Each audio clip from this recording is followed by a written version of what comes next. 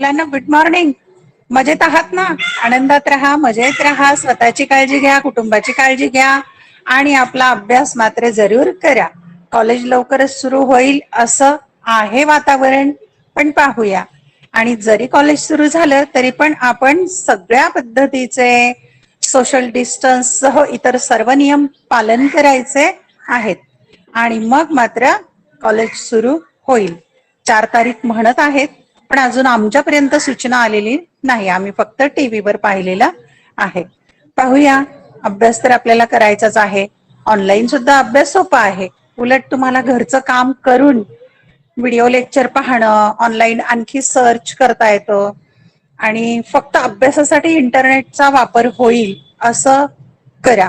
कारण इंटरनेट असं साधन आहे, दुधारी तलवार म्हणतात, दोन बाजूनी तलवार आहे की त्याचे फायदे पण आहेत आणि तोटे आहेत. मग आपल्या हातामध्ये आहे त्याचा फायदा कसा करून घ्यायचा.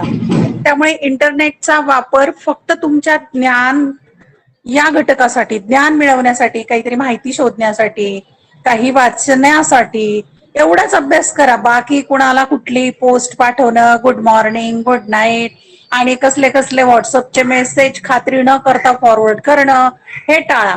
आणि सगळ्यात महत्वाचं म्हणजे तुमचे धाकटे बहीण भावंड जर मोबाईल वापरत असतील ऑनलाईन लेक्चरला, तर ते कसं वापरायचं आहे मोबाईल हे त्यांना शिकवा. तुमचं ठीक आहे, तुम्ही अगदी व्यवस्थित ऑनलाईन लेक्चर अटेंड करता की तुमच्या घरातले आवाज पण येत नाही, तुमच्या घरातली चित्र पण दिसत नाहीत. आता तुम्ही पाहताय ना, आम्ही पण लेक्चर घेताना माझ्या मागे बॅकग्राऊंड व्यवस्थित वाटेल असं विचार करते. कारण काही हे रेकॉर्ड लेक्चर असतात ना, आपण समाज माध्यमामध्ये राहतोय किंवा समाजामध्ये राहतोय, ते नियम पाळणं गरजेचं आहे. आले लक्षात? त्यामुळे तुमच्या धाकट्या बहीण भावंडांना इंटरनेटचा योग्य वापर कसा करायचा ते पण सांगा. आणि प्रोफाईलवर, डीपीवर आपलं चित्र चांगलं असेल, स्वतःचा फोटो, स्वतःचं नाव. मागे एकदा एका विद्यार्थ्याचा डीपी पाहिला तर अतिशय खराब चित्र होतं. ते योग्य नाहीये. लक्षात आलंय? अशा छोट्या छोट्या बाबी आहेत इंटरनेटचा वापर करताना हे पालन करावं लागतं. जसं पत्रलेखन करताना जसे काही नियम आहेत, औपचारिक पत्र लिहिताना शिष्टाचार पालन करावं लागतं, त्याप्रमाणे इंटरनेटवर पण शिष्टाचार पालन करावे लागतात. आणि सगळ्यात महत्वाचं, आपली खाजगी माहिती, आपली वैयक्तिक माहिती सोशल माध्यमांवर जाणार नाही याची काळजी घ्यायची. कुठल्याही फसव्या योजना, इथे नंबर द्या, तिथे नंबर द्या, तुमचा लकी नंबर लागलाय, लॉटरी लागली, अमुक खेळा, तमुक खेळा, गेम खेळा, याच्या मागे लागू नका. ते सगळं फसवेगिरीचे उद्योग आहेत. आले लक्षामध्ये? चला, या जनरल सूचना झालेल्या आहेत. तोपर्यंत मुलंही जॉईन झाली. आता आपण अभ्यासाला सुरुवात करूया. मुलांना सुस्वागतम. व्हिडिओ लेक्चर रेकॉर्ड करून युट्यूबवर जाणार आहेत, त्यामुळे ते लेक्चर पुन्हा पाहण्याची, ऐकण्याची संधी मी तुम्हाला उपलब्ध करून दिलेली आहे. आज आपण अभ्यासाला विषय घेतलेला आहे मराठी युवक भारती इयत्ता 12वी आणि यामधील गद्यपाठ आपण अभ्यासलेला आहे 8व्या क्रमांकाचा, रेशीम बंध. याचे लेखक आहेत डॉक्टर युम पठाण. जन्माचा कालखंड 1930. आणि आपण या पाठावरील कृती सोडवणार आहोत. म्हणजेच काय, प्रश्नांची उत्तरं कशी लिहायची, यावर कशा प्रकारे प्रश्न विचारले जातील, कोणत्या कृतीला किती गुण आहेत आणि त्याचं लेखन कसं करायचं याचा अंदाज तुम्हाला येईल. पाठ संपल्यानंतर पाठाखाली जी कृती दिलेली आहे ती आपण आता सोडवूया. पहिलीच कृती दिलेली आहे की माहिती लिहायची आहे. कृती करा, माहिती लिहायची आहे. त्यातला पहिलाच मुद्दा लिहायचा आहे माहितीसाठी, उत्तर रात्रीच्या आगमनाची वैशिष्ट्ये लिहा. आता तिथे 4 बाण दाखवलेले आहेत. मग 4 बाणांच्या ठिकाणी आपल्याला 4 वाक्य लिहायची आहे की 4 वैशिष्ट्य लिहायचे. त्यातलं पहिलं वैशिष्ट्य आहे, उत्तर रात्र हलकेच आकाशात पाऊल ठेवते. दुसरं वैशिष्ट्य लिहायचं, तिची मुलायम पावले हळुवारपणे व अलगद पडतात. तिसरं वैशिष्ट्य लिहायचं, तिच्या पावलांची मंद मंद नाजूक स्पंदने निर्माण होतात. चौथं वैशिष्ट्य लिहायचंय, तिच्या आगमनाची कोणालाही चाहूल सुद्धा लागत नाही. अशा प्रकारे ही कृती 2 गुणांच्या साठी तुम्हाला असणार आहे. उत्तरे रात्रीच्या आगमनाची वैशिष्ट्ये. पुढची कृती आहे घाणेरीच्या फुलांची वैशिष्ट्ये. आता आपण ही कृती सांगितली होती शिकवतानाच तुम्हाला. 4 वैशिष्ट्ये लिहायची. 4 बाण किंवा 4 चौकटी दिलेल्या असतील, त्यात उत्तर लिहायचंय तुम्ही. किरमिजी रंग, निळसर रंग, पिवळसर रंग, इवलासा आकार, अशा प्रकारे 4 वैशिष्ट्ये लिहायची. ह्याला पण 2 गुण असणार आहेत. पुढच्या चाफ्याच्या फुलांची वैशिष्ट्ये लिहायची. ह्याला 1च गुण असू शकतो.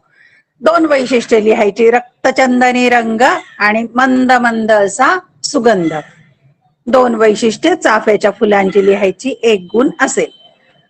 पुढची कृती दिलेली आहे. उत्तर रात्रीच्या वेळी खिडकीतून बाहेर पाहताना फुलाविषयी लेखकाच्या मनात निर्माण होणारे प्रश्न. की खिडकीतून रात्री बाहेर पाहताना फुलांच्या विषयी कोणकोणते विचार त्यांच्या मनात आले, कोणते प्रश्न त्यांच्या मनात आले, आणि 4 चौकटी किंवा 4 बाण दाखवलेले असतील. 4 प्रश्न लिहायचे. नंबर 1, आपले या फुलांशी कोणते नाते आहे? 2, फुलांना भेटण्याची असोशी आपल्याला का वाटत राहते? 3, हे रेशीमबंध आपल्याला आदिमत्वाकडे ओढून नेतात का?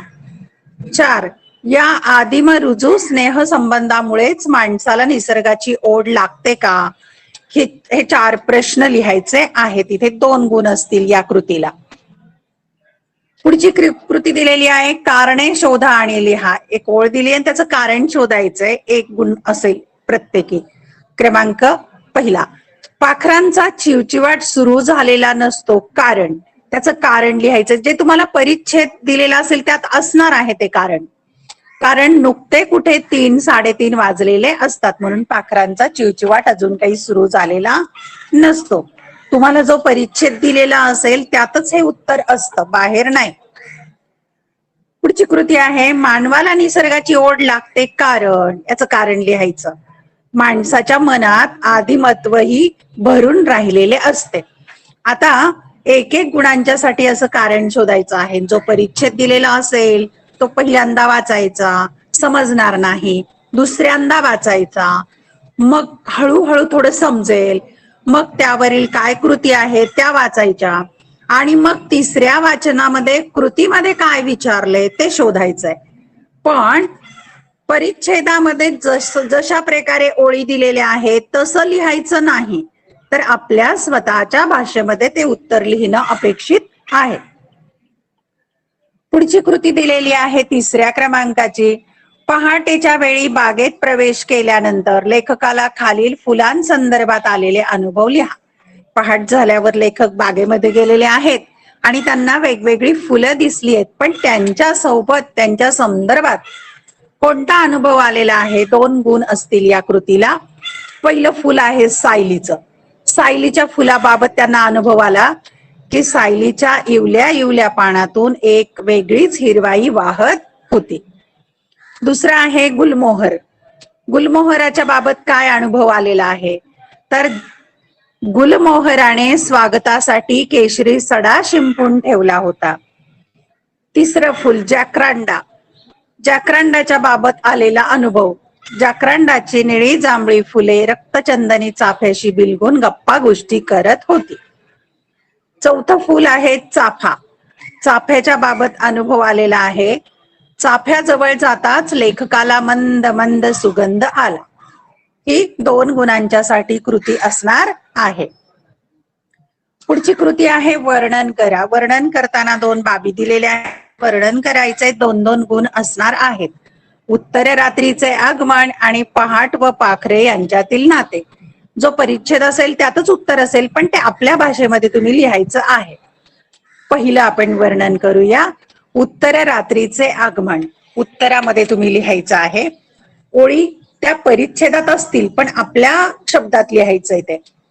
मध्यरात्र उलटली की उत्तर रात्र हलकेच आकाशात पाऊल टाकते. उत्तर रात्रीची पावले मुळातच मुलायम. त्यात ती रात्र आपली मुलायम पावले हळुवारपणे अलगद ठेवीत येते. कुणालाही चाहूल लागणे कठीण. मात्र लेखकांचे उत्तर रात्रीशी अत्यंत जवळीकेचे नाते आहे. त्यामुळे तिच्या पावलांची मंद मंद नाजूक स्पंदने लेखकांच्या मनात उमटत राहतात. लेखकांना झोप लागत नाही. आपली झोप जणू पूर्ण झाली आहे असेच त्यांना वाटत राहते. 2 गुण याला असणार आहेत. पुढचं वर्णन करायचं आहे पहाट आणि पाखरे यांच्यातील नाते. यालाही 2 गुण असतील. लेखकांना भोवतालचा निसर्ग माणसासारखाच भावभावनांनी भरलेला भासतो. पहाटेची घटना तशी साधीशीच. पहाट होत आहे. पाखरांचा बारीक बारीक आवाज सुरू झाला आहे. त्यांच्या हालचालींना सुरुवात होत आहे. पहाट हळूहळू पुढे सरकत आहे. या प्रसंगात लेखकांना मानवी भावभावनांचे दर्शन घडते. पाखरांचा बारीक बारीक आवाज म्हणजे त्यांची कुजबुज होय. ती जणू एकमेकांना विचारत आहेत, पहाट आली का? पहाटेचे हळूवार येणे पाहून लेखकांना वाटते की पाखरांना त्रास होऊ नये म्हणूनच जणू पहाट हळूच पाखरांना विचारते की मी येऊ का? त्या दोघांमधले हळूवार कोमल नातेच लेखकांना या वाक्यातून व्यक्त करायचे आहे. पुढची कृती दिलेली आहे. खालील घटकांच्या संदर्भात पाठात आलेल्या मानवी क्रिया लिहा. निसर्ग दिलेला आहे, निसर्गातील बाबी आणि मानवी क्रिया त्याबाबत काय घडताय ते लिहायचंय. 2 गुण असणार आहेत या कृतीला. चौकटीमध्ये उत्तर लिहायचंय. वृक्षांच्या बाबतीत काय सांगितलंय या पाठामध्ये, तर वृक्षांचा डोळा लागलेला असतो. वेलींच्या बाबतीतही तेच की त्यांचा डोळा लागलेला असतो. फुलांच्या बाबतीत काय आहे मानवी क्रिया, तर विसावलेली सुखावलेली असतात. आणि पाखरांच्या बाबत पाखरे गाढ झोपलेली असतात, याचा अनुभव आलेला आहे. अशा या मानवी क्रिया या घटकांच्या संदर्भात 2 गुणांच्या साठी लिहायच्या. पुढची आता चौथी कृती सुरू होते. व्याकरणाची कृती आहे. त्यामध्ये पहिली कृती दिलेली आहे. खालील वाक्प्रचारांचा अर्थ सांगून वाक्यात उपयोग करा. आता वाक्प्रचारांच्या साठी मग एकतर वाक्प्रचार दिला जाईल, त्याचा अर्थही लिहायचा आणि वाक्यात उपयोग करायचा, 2 गुण. किंवा वाक्प्रचाराचा अर्थ दिलेला असेल ओळखायचा, अशा पण कृती येऊ शकतात. इथे पहिला वाक्प्रचार दिलेला आहे, मन समेवर येणे. त्याचा अर्थ आहे मन शांत व एखाद्या गोष्टीशी एकरूप होणे. वाक्यात उपयोग करायचा. प्रशांतने भरकटणारे मन मंदिरात गेल्यावर एकदम समेवर आले. प्रशांतचे भरकटणारे मन मंदिरात गेल्यावर एकदम समेवर आले. नंबर 2, साखर झोपेत असणे. अर्थ पहाटेच्या गाढ झोपेत असणे. वाक्यात उपयोग, पहाटे पहाटे मुलं साखर झोपेत असताना आई घरातील कामे पटपट उरकत असते. अशा प्रकारे वाक्प्रचार आणि त्याचा अर्थ लिहायचा आहे. त्याला 2 गुण असणार. कृती दिलेली आहे. खालील वाक्यात योग्य विरामचिन्हांचा उपयोग करा. विरामचिन्ह वापरायची आहेत. वाक्य दिलेलं असेल तिथे विरामचिन्ह वापरायची आहेत. 1, खर तर पहाटच त्यांना विचारत असते की मी येऊ का तुम्हाला भेटायला. आता इथे विरामचिन्ह येतील. खर तर पहाटच त्यांना विचारत असते नंतर स्वल्प विराम आणि जे बोललेलं आहे ते एकेरी अवतरण चिन्हामध्ये घेतलेले आहे. मी येऊ का तुम्हाला भेटायला आणि प्रश्न विचारलाय म्हणून प्रश्नचिन्ह आहे इथे. दुसरं वाक्य आहे निशिगंध म्हणजे निशिगंधच. हे उद्गारार्थी वाक्य आहे, त्यामुळे निशिगंध म्हणजे निशिगंधच याच्या पुढे एक्सक्लेमेटरी मार्क म्हणजे उद्गार चिन्ह द्यायचं आहे. अशा प्रकारे विरामचिन्हांचा उपयोग वाक्यामध्ये करता येतो. पुढची कृती आहे. खालील वाक्यांचा प्रकार ओळखून सूचनेप्रमाणे तक्ता पूर्ण करा. तक्ता दिलेला आहे. काही बाबी त्यामध्ये दिलेल्या आहेत, काही रिकाम्या आहेत, त्या आपण भरायच्या आहेत. वाक्याचे प्रकार आता 3 रकाने आहेत. पहिल्या रकान्यात वाक्य दिलेली आहेत. वाक्याचा प्रकार आपल्याला बदलायचा आहे आणि इथे बदलासाठी सूचना दिलेली आहे की कोणता वाक्य प्रकार करायचा आहे ते सांगितलंय. पहिलं वाक्य आता 1-1 गुणांच्या साठी अशा प्रकारे वाक्य प्रकारावर 2 गुण आहेत, पण 2 वाक्य असतील. 1, वृक्षवेली आपल्याला केवढा तजेला केवढा विरंगुळा देऊन जातात. आता हे उद्गारार्थी वाक्य आहे. त्याचं काय करायला सांगितलं इथे बदलासाठी सूचना, तर त्याचे विधानार्थी वाक्य करायला सांगितलेलं आहे. ते आपण करूया. वृक्षवेली आपल्याला तजेला विरंगुळा देऊन जातात. आता इथे केवढा हा जो शब्द आहे तो आपण काढलेला आहे. उद्गारार्थी वाक्य होतं, त्याचं आपण विधानार्थी साधं वाक्य केलेलं आहे. 1 गुणांच्या साठी असे. 2, आल्हादाला आणि हर्षोल्लासाला अनावर भरती येते. या वाक्याचं काय करायचंय, उद्गारार्थी करायचंय. आता विधानार्थी वाक्य आहे त्याचं उद्गारार्थी करायचंय. किती अनावर भरती येते आल्हादाला आणि हर्षोल्लासाला, इथे अवतरण चिन्ह उद्गार चिन्ह द्यायचं आहे. आपण विधानार्थी वाक्याचं उद्गारार्थी केलं. किती अनावर भरती येते आल्हादाला आणि हर्षोल्लासाला, त्यानंतर उद्गार चिन्ह द्यायचं. तिसरं वाक्य, वाफे तर कोरडेच आहेत. आता हे वाक्य होकारार्थी आहे, त्याचं आपण नकारार्थी करायचं, पण वाक्याचा अर्थ बदलायचा नाही. लक्षात घ्या, सूचनेप्रमाणे वाक्य बदलायचंय पण वाक्याचा अर्थ बदलायचा नाही. आपल्याला दिलंय वाक्य वाफे तर कोरडेच आहेत, मग त्याचं नकारार्थी करायचंय वाफे तर ओले नाहीतच. विरुद्ध अर्थाचा शब्द घेतलाय आपण, कोरडे ओले, होकारार्थी नकारार्थी, नकारार्थीचं होकारार्थी करताना बरेच वेळेला विरुद्ध अर्थाचे शब्द वापरले जातात. अशा प्रकारे वाक्यामध्ये बदल किंवा रूपांतर करायचं आहे. पुढची कृती आहे, खालील तक्ता पूर्ण करा. आता आपण सामासिक शब्दांच्या संदर्भात जो अभ्यास केलाय त्यावरून तक्ता पूर्ण करूया. आपल्याला रकाने दिलेले आहेत, सामासिक शब्द 4 दिलेले आहेत. मग आपण समासाचा विग्रह करायचा आहे आणि समासाचं नाव सुद्धा लिहायचं आहे, म्हणजे प्रकार कोणता आहे तो. पहिला शब्द आहे पांढरा शुभ्र, त्याचा विग्रह असा होईल शुभ्र असा पांढरा, आणि समास आहे कर्मधारय समास. दुसरा शब्द वृक्षवेली, वृक्ष आणि वेली इतरेतर द्वंद्व समास. 3 गप्पा गोष्टी, गप्पा गोष्टी वगैरे समाहार द्वंद्व समास. सुख दुःख, सुख किंवा दुःख वैकल्पिक द्वंद्व समास. अशा प्रकारे समासाचा विग्रह आणि समास, त्याचं नाव लिहायचंय. हे 4ही शब्द आपण समास अभ्यासताना घेतलेले आहेत. समास या घटकावर आपल्याला 2 गुण असणार आहेत. समासाचा विग्रह पण करता आला पाहिजे आणि तो समासाचा प्रकार कोणता ते पण ओळखता आलं पाहिजे. पुढची कृती आहे, खालील वाक्यातील प्रयोग ओळखा. प्रयोग या घटकासाठी पण 2 गुण असतील आणि वाक्य दिलेली असतील, त्यातला प्रयोग कोणता आहे ते ओळखायचंय. पहिला, खिडकी हलकेच उघडतो, कर्तरी प्रयोग. कर्त्याप्रमाणे क्रियापद बदलते म्हणून कर्तरी प्रयोग. 2, मानवाला निसर्गाची ओढ लागून राहिली, कर्मणी प्रयोग. कर्माप्रमाणे क्रियापद बदलते म्हणून कर्मणी प्रयोग. 3, तुम्हालाही त्यातला आल्हाद जाणवेल, भावे प्रयोग. कर्ता किंवा कर्म या दोन्हींचाही परिणाम क्रियापदावर होत नाही, म्हणजे क्रियापद बदलत नाही म्हणून भावे प्रयोग. प्रयोग या घटकावर 2 गुण असणार आहेत. आता आपल्याला कृती आहे स्वमत आणि अभिव्यक्ती करण्यासाठी. स्वमत साठी 4 गुण असणार आहेत. क्रमांक 1, मानवाला निसर्गाची जी ओढ युगायुगांपासून लागून राहिली आहे ती या आधी मृदू स्नेह संबंधामुळे तर नाही, या विधानासंबंधी तुमचे मत लिहा. आणि दुसरं स्वमत आहे रेशीम बंध या शीर्षकाची समर्पकता तुमच्या शब्दात लिहा.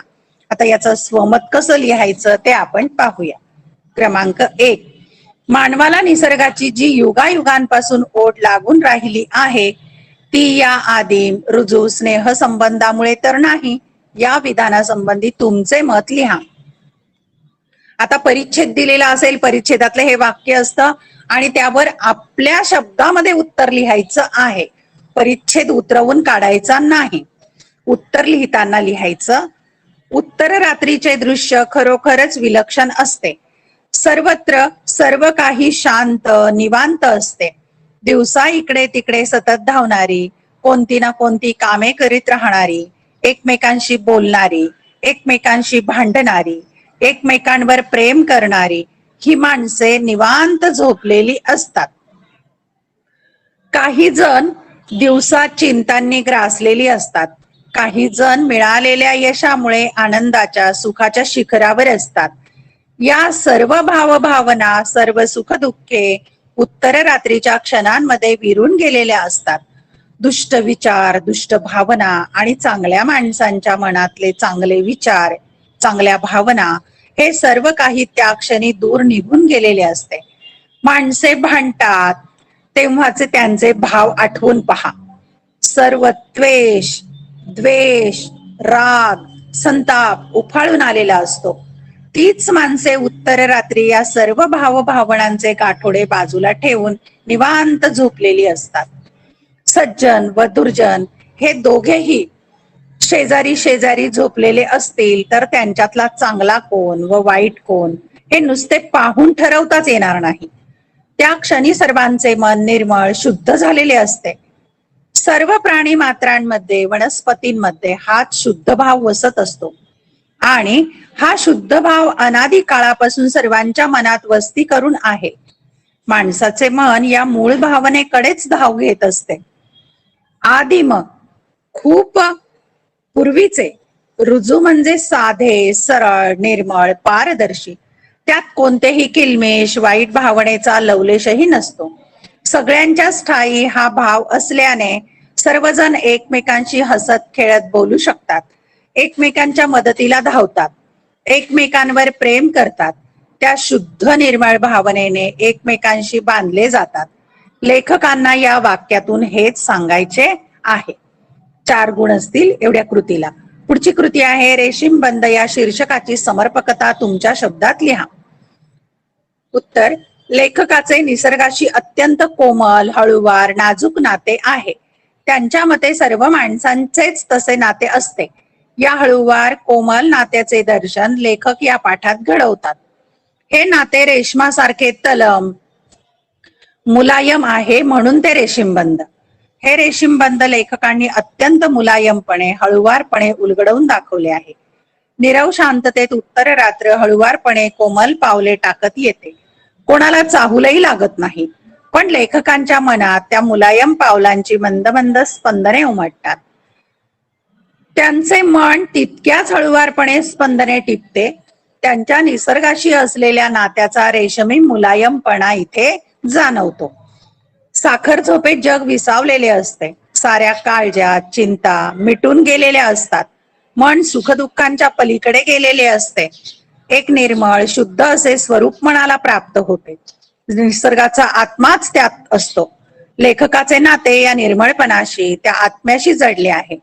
त्यांना त्यांच्या नातीच्या शैशवातला नितळपणा जाणवतो. या नितळपणाच्या नितळपणाचा संबंध निसर्गाच्या आत्म्याशी, निर्मळपणाशी आहे. कोणालाही चाहूल लागू न देता पहाट अलगद अवतरते, पण लेखक अत्यंत संवेदनशील असल्याने त्यांना चाहूल लागते. त्या अनोख्या, नाजूक, तरल क्षणाचा लेखकांना अनुभव येतो. बागेतल्या वृक्षवेलींच्या रूपांनी, त्यांचे विविध रंग व सुगंध यांच्या रूपांनी लेखकांना स्वतःचे आदिमतेशी असलेले नाते जाणवते. या पाठात लेखक निसर्गाशी असलेल्या स्वतःच्या नात्याचा शोध घेत आहेत. स्वतःप्रमाणे सगळीच माणसे निसर्गाशी कोमल, हळुवार, नाजूक भावनांनी बांधली गेली आहेत. ते बंध सहजासहजी दिसत नाहीत, दाखवून देता येत नाहीत. ते सूक्ष्म, तरल, कोमल भावनांचे बंध असतात. ते रेशमाप्रमाणे तलम, मुलायम असतात. म्हणून लेखक या बंधांना रेशीम बंध म्हणतात. संपूर्ण पाठाच्या केंद्रस्थानी हे रेशीम बंधच आहेत. म्हणून या पाठाला रेशीम बंध हे शीर्षक खूप साजते म्हणजे शोभते. हे रेशीम बंध हे शीर्षक या पाठाला अगदी योग्य आहे. अभिव्यक्तीला 4 गुण असतात. आपल्याला 3 अभिव्यक्ती दिलेल्या आहेत इथे. 1. निसर्ग आणि मानव यांच्यातील परस्पर संबंध तुमच्या शब्दात स्पष्ट करा. 2. डॉक्टर युम पठाण यांच्या लेखनाची भाषिक वैशिष्ट्ये पाठाच्या आधारे स्पष्ट करा. 3. संत तुकाराम महाराज यांनी वृक्षवल्लींना सोयरी असे म्हटले आहे. या मागील तुम्हाला समजलेली कारणे लिहा. सविस्तर आपण अभिव्यक्ती लिहूया. निसर्ग आणि मानव यांच्यातील परस्पर संबंध तुमच्या शब्दात स्पष्ट करा. निसर्ग आणि मानव यांच्यातील परस्पर संबंध तुमच्या शब्दात स्पष्ट करा. उत्तर लिहायचं आहे. मला कळू लागले तेव्हापासूनचे सर्व आठवते. कधीही फिरायला जाण्याची कल्पना आली, सहलीला जाण्याची वेळ आली की मला प्रचंड आनंद होतो. खरे सांगायचे तर मला एकट्यालाच असे वाटते असे नाही. आमच्या वर्गातल्या सर्व मित्रमैत्रिणींना सहलीचा विषय आला की अमाप आनंद होतो. सहलीला गेलो, निसर्गात गेलो की खूप आनंद मिळतो. नदीत डुंबायला मिळाले तर कितीही वेळ डुंबत राहावे असे वाटते. तेच रानावनात भटकतानाही वाटत असते. झाडांच्या सोबत वावरताना कंटाळा येतच नाही. हिरव्यागार वृक्षवेलींनी सजलेला डोंगर पाहताना मन सुखावते. हे असे का होत असावे? वनस्पती या सजीव आहेत. त्यांना माणसांसारख्याच भावभावना असतात. वनस्पतींनाही आनंद होतो, दुःख होते. त्यांच्यावर प्रेमाने हात फिरवला तर त्याही सुखावतात. हे सर्व आता लहान थोरांपासून सर्वांनाच ठाऊक झाले आहे. प्रत्येक ऋतूशी माणसाचे भावनिक नाते निर्माण झाले आहे. म्हणूनच तर झाडे सुकून जाऊ लागली की माणसाचे मन कळवळते. वृक्ष नष्ट होऊ लागले की माणसाला दुःख होते. वृक्षतोड होताना दिसली की माणसे खवळतात. शहरात माणसाला स्वतःचे वृक्षप्रेम जपता येत नाही, म्हणून माणसे कुंड्यांमध्ये रोपटे लावतात आणि त्यांचा आनंद घेतात. अमाप वृक्षतोड होऊ लागली तेव्हा सुंदरलाल बहुगुणा या वृक्षप्रेमीने चिपको आंदोलन उभारले. त्याला देशभर प्रचंड प्रतिसाद मिळाला. लोकांच्या मनात हे वृक्षप्रेम दाटून आले. याचे कारणच हे की निसर्ग आणि आपण यांच्यात एक खोलवरचे नाते आहे.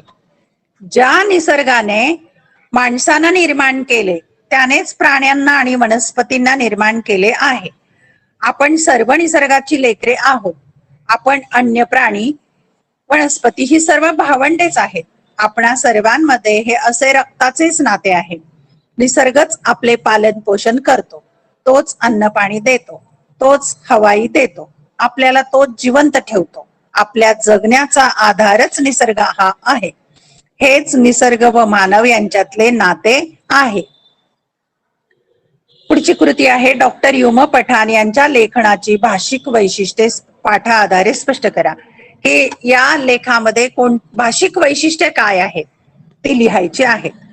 डॉक्टर युम पठाण यांच्या भाषेचे सर्वात पहिले जाणवणारे वैशिष्ट्य म्हणजे त्यांची साधी सरळ भाषा. स्वतःचा अनुभव ते पारदर्शीपणे व्यक्त करतात. उत्तर रात्रीचे आकाशात पडणारे पाऊल हळुवारपणे, अलगद, मुलायम, कुणालाही चाहूल लागू न देणारे असे असते. पावलांचा हळुवारपणा, नाजूकपणा, मुलायमपणा या वाक्यातून सहज प्रत्ययाला येतो. उदाहरणार्थ, उत्तर रात्र प्रवेश करते त्याचे वर्णन करणारे वाक्य पहा. उत्तर रात्रीने हलकेच आकाशात पाऊल ठेवलेलं असतं.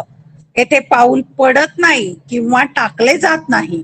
उत्तर रात्र हलकेच पाऊल ठेवते. अत्यंत योग्य अशा क्रियापद योजनेमुळे भाषेतून व्यक्त होणाऱ्या अनुभवाचा प्रत्यय येतो. वाचकाला ती भाषा भावते.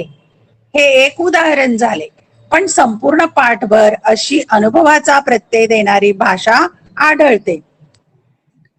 लेखकांना सृष्टीतील मानवतेवर घटक कोरडे, भावना विरहित वाटतच नाही. ते त्यांना माणसांप्रमाणेच भावभावनांनी भिजलेले, सजीव, चैतन्यपूर्ण वाटतात. ते घटक वर्णनामध्ये मानवी रूपच घेऊन येतात. म्हणून पाखरे हळूहळू डोळे किलकिले करून पाहतात. पहाटेच्या प्रकाश किरणांना खुणावतात. पाखरे कुजबुजतात. बोगनवेल सळसळू लागते. दोन्ही वाफे एकमेकांशी हितगुज करतात. मोगरा खुदुखुदू हसतो. तो कधी रुसून बसतो. झाडे वेली भाऊक होतात. अशा रीतीने सर्व घटक मानवी रूप घेऊन येतात. लेखन हृदयस्पर्शी बनते. लेखनातला अनुभव भावनांशी, भावभावनांशी रसरशीत बनतो. उत्तर रात्रीचे आगमन, सुखदुःखाच्या पलीकडे गेलेले मन, त्यांच्या नातीच्या शैशवातला नितळपणा, पहाटेचे अलवार आगमन असे अत्यंत तरल, मुलायम, नाजूक अनुभव प्रत्ययदर्शी होतात. आणखी एक वैशिष्ट्य बघा. असं कोणतं बरं नातं, का बरं म्हटलं असावं, ही शब्दरूपे पहा. ही छापील वळणाची शब्दरूपे नाहीत. ही दैनंदिन जीवनातली, बोलण्यातली शब्दरूपे आहेत.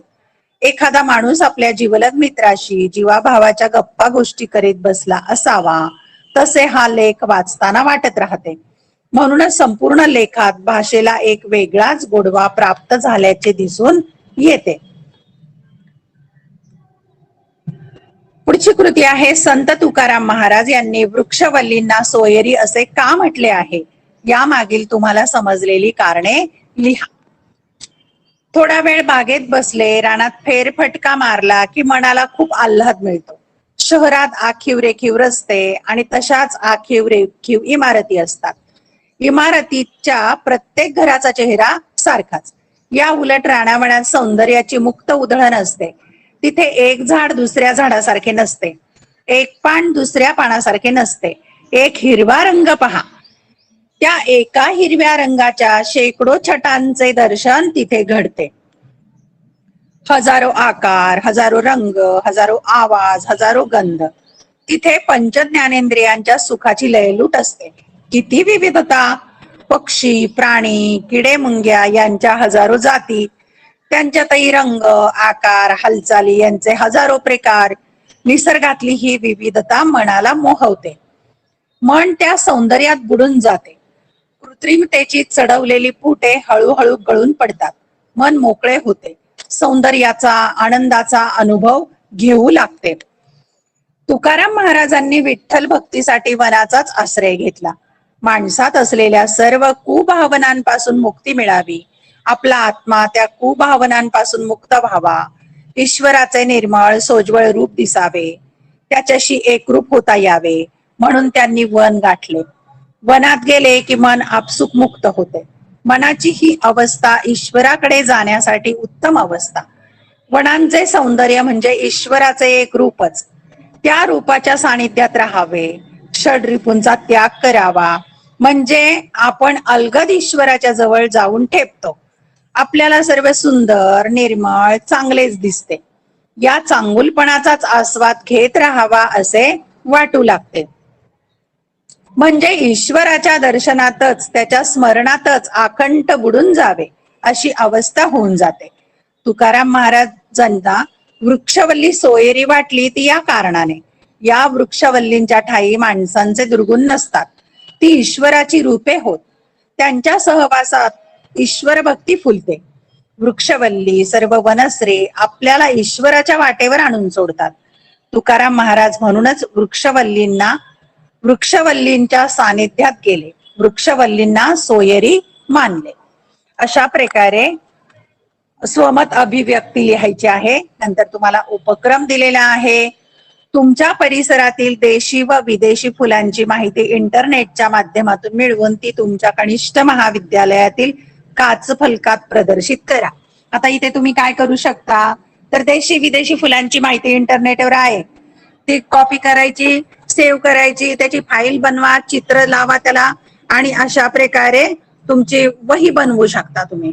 आणखी एक उपक्रम आहे, हिवाळ्यातील उत्तर रात्री किंवा अगदी पहाटेच्या वेळी तुमच्या परिसराचे निरीक्षण करा. म्हणजे लवकर उठायला सांगितलंय तुम्हाला. हे उत्तर रात्री किंवा पहाटेच्या वेळी लवकर उठायचं आणि निसर्गाचं निरीक्षण करायचंय. पाहिलेल्या निसर्ग सौंदर्याचे वर्णन शब्दबद्ध करा, ते वर्गात वाचून दाखवा. आणि हे निसर्ग सौंदर्याचं वर्णन तुम्ही वहीमध्ये लिहून काढा आणि मला वाचून दाखवा, किंवा लिहून मला फोटो पाठवा सध्या. यानंतर तोंडी परीक्षेसाठी उपक्रम किंवा तोंडी परीक्षेसाठी काय सांगितलंय, शिक्षकांनी वाचून दाखवलेला उतारा ऐका आणि सारांश लिहा. तुम्हाला सारांश लेखन आहे की एक उतारा तोंडी परीक्षेला मी वाचून दाखवणार आणि त्याचं थोडक्यात सारांश तुम्ही लिहायचा आहे. अशा प्रकारे 8वा पाठ रेशीमबंध यावरील कृती आणि स्वाध्याय लिहायचे आहेत. पुन्हा व्हिडिओ लेक्चर तुम्ही युट्यूबवर जाऊन पाहू शकता, कारण हे रेकॉर्डिंग मी युट्यूबवर टाकणार आहे. थँक्यू. घेऊया आपण. काही शंका आहेत का? शंका असतील तर मला मेसेज करा. Okay, bye bye. Have a nice day. Good day. Bye.